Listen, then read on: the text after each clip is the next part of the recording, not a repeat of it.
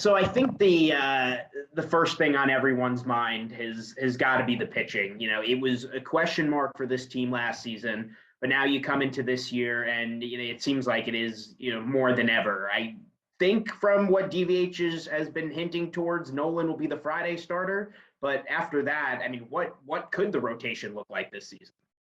Yeah, I mean, obviously losing Peyton Paulette to Tommy John surgery was a massive blow. And that kind of enabled Connor Nolan to slide into that ace role. And like you, I do think that's going to be the case. And I think he'll flourish in that role. I really do. But there is a lot of question marks behind him. I think Hagen Smith, the freshman lefty from Texas, I think he's going to be the game 2 starter. And I think he's got a ton of potential, but also he's a freshman. And so you got a little bit of worry about that. Like, how's he going to, he's going to have some ups and downs. How's he going to handle all that? He did play high school ball in Texas. I don't think it was the highest classification, but again, even if it was, it's nothing like the SEC. So I have questions there. And I feel like Jackson Wiggins is probably going to get the first look as the game 3 starter. I don't know if he'll keep that role. Until he really shows me that he's capable of going out there and giving you 4 or 5 innings, at a time, I'm skeptical because he has all the potential in the world. He has an incredible arm. I think we all know that. But is he going to be able to get it over the plate? I know the other day in a scrimmage, he had like 3 hit batters in 3 innings or something like that. You can't be that wild. And then if he is throwing it over the plate, is he hitting spots or is he just throwing it right over the middle of the plate? Because if he does that, we saw in the Tennessee series last year, that ball will go a long, long way in the SEC. So there's lots of talent on this pitching staff. It's just a lot of unproven talent that I'm not sure how all is going to kind of play out. That's why I think these non-conference series to start the year are so vital. When you talk about the bullpen now too, I mean, they lost a lot of guys. Obviously, Kevin Kopps, but the MLB draft is just so big that a lot of bullpen guys are up and gone. Just who are some bullpen names to look out for, especially early season when these guys are really only going 3 or 4 innings? Yeah, I mean, if Jackson Wiggins isn't a starter, I think he's a key bullpen guy for him, and maybe he is the closer like he started out last year. I'm not sure, but some other guys. I mean, I feel like Mark Adamiak is a guy that is probably a name we don't hear about a lot. People probably don't know about him, even though he's been at Arkansas for 2 years because he hasn't really pitched much. There was the pandemic, and then you had last year where he redshirted. But he's a guy that Dave Van Horn has mentioned. He's touched 99 or something like that. So, and plus he went and pitched in the Cape. So he's a guy that I think could be a big key arm either as a starter or as a reliever. The biggest question mark I have probably is who's going to be the closer. I mean, I feel like they want Gabe Starks to be that guy. He's a sophomore. He has a ton of potential, but again, is he a guy that's going to be able to consistently throw strikes for you? Because he has at times struggled with command, but if he is on, he's on, and he's tough to hit. He could be a guy I see at the back end. Zach Morris is a lefty. I think he's going to be a key bullpen arm for him. He's a guy that has all the potential in the world. Hasn't 100% put it together, but he had a good summer in the Cape. Heston Toll is another guy who could be a starter, could be a long reliever. So they've got, again, I could go up and down this pitching staff. There's so many talented guys. It's just, there's not one guy that you look at and go, okay, this is definitely a guy that's going to be contributing out of the bullpen or definitely going to be a starter. Aside from Connor Nolan, I think his spot is secured. Other than that, I just don't know how it's going to go. Do you see a big role for Zev Vermillion this year? It seems like he's kind of in no man's land to start the year. Yeah, I mean, based on obviously, I don't get to see all the practices, right, all the bullpen sessions, everything. But in the scrimmages that have been open to the public leading up to the season, he struggled. He struggled to get it over the plate. He struggled to when he does get over the plate, it gets hit hard. He's not really fooling anybody, and it's baffling because he's a guy that you look at. He's got really good stuff, good velocity. And he's a guy that looks really good at times. Early on last season when he was a weekend starter, he looked like he might be your Friday night guy.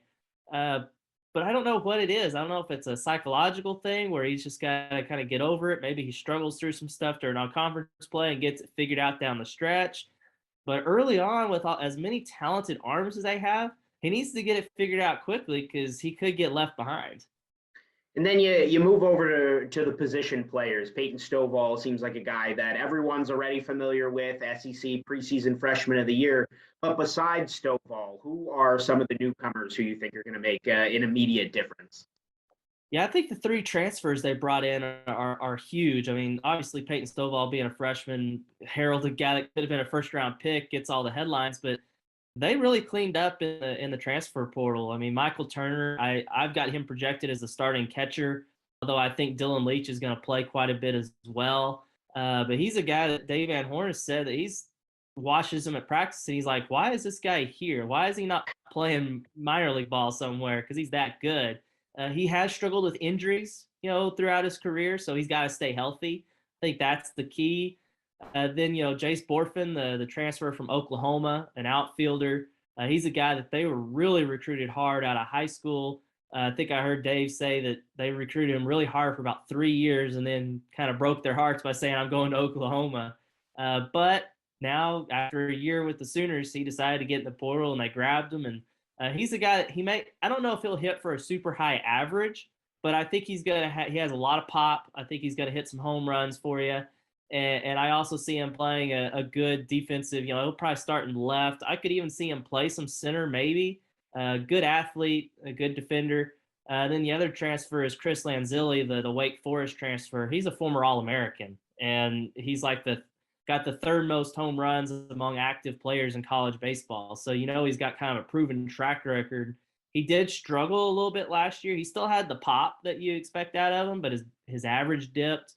And so if he can get back to, I think it was 2019 when he had his All-American season, if he can get back to that level, I think he's going to contribute as an everyday player. But at the very least, he's a really good right-handed bat, something they don't have a ton of.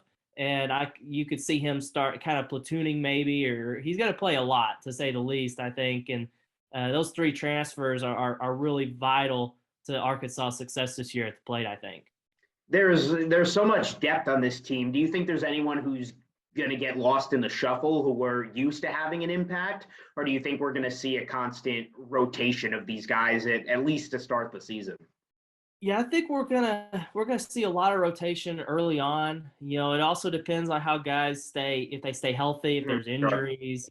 The guy, for example, the guy that we don't have projected in our kind of projected starting lineup is Zach Gregory, and he's played a lot of ball for Arkansas. And I'm starting to kind of, as we get closer and closer opening down, like, man, is Zach Gregory going to start? Because he's a guy that they really like. He doesn't have necessarily the same pop as some of these other outfielders, Lanzilli, Borfin, Webb, Slavens, but he gets on base probably better than any of those guys, maybe better than anybody on the team. I mean, he's always drawing walks, getting hit by pitches. It's incredible how he gets on base. He also puts the ball in play. He doesn't strike out a whole lot.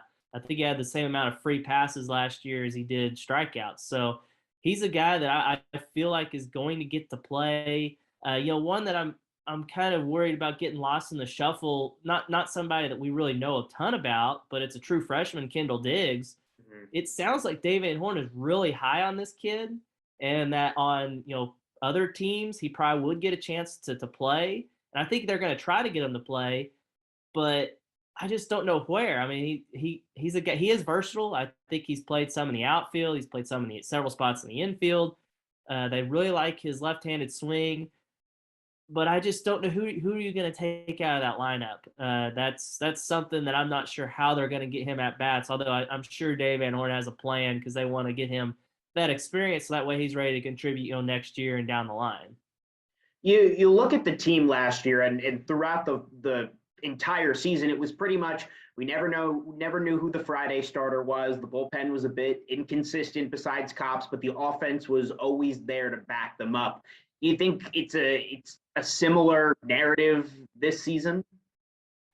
I could see that. I think that the offense is definitely going to be the thing that draws all the headlines. I think they're going to hit a lot of home runs again. I think they're going to put up a lot of runs. I mean, the offense is what's sexy. That's what sells tickets, and everyone talks about, on TV, radio, what we write about.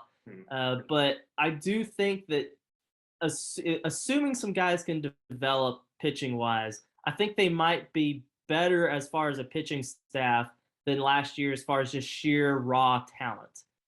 Are they going to actually produce the better numbers? That's the thing I'm not sure on. And I mean, because think back to last year. I mean, it was a couple of weeks in SEC play before we knew Kevin Kopps was Kevin Kopps.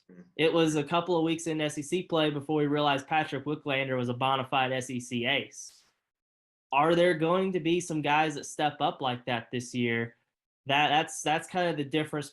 To me, that's the difference between Arkansas being just a really good team with a chance to make the Omaha and being a team that has a chance to not only make the Omaha, but make some noise and potentially bring home a title.